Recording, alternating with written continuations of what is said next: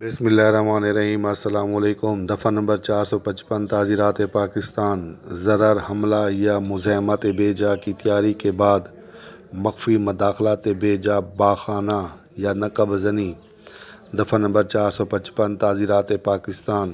Number 1، جو کوئی شخص کسی شخص کو ضرر پہنچائے یا نمبر 2، کسی شخص پر حملہ کرنے یا نمبر 3، کسی شخص کی مزاحمت بے جا کرنے یا نمبر 4، کسی شخص کو ضرر یا حملہ یا مزاحمت کے خوف میں ڈالنے کی تیاری کے بعد مخفی مداخلت بے جا باخانہ یا نقب زنی کا ارتکاب کرے۔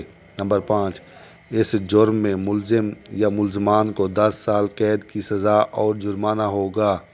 ضرر کے معنی چوٹ، ضرب، زخم۔ حملہ کے معنی دھاوا، چڑھائی۔ مزاحمت بے جا کے معنی قانون کے خلاف روک ٹوک۔ مخفی مداخلت بے جا باخانہ کے معنی کسی کے گھر میں چھپ کر داخل ہو جانا، نقب زنی کرنا۔